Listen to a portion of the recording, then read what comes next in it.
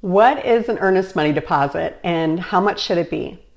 An earnest money deposit is a good faith deposit to show the seller that you're serious about buying this home.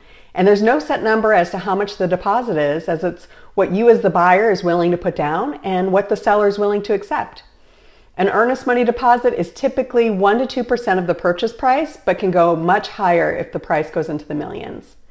And this money, it's usually due within 3 calendar days of the seller's acceptance of the contract, and it's deposited in the title company's bank account, which can be done via wire transfer or check. The earnest money will be given back to you as the buyer as a credit on the settlement statement and deducted from the money you'll need to bring to closing.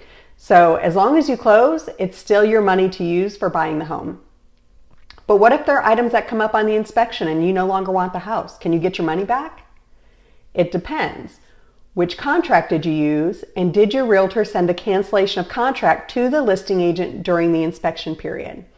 It's very important to have an agent who understands the differences in the contracts and who keeps track of the timelines.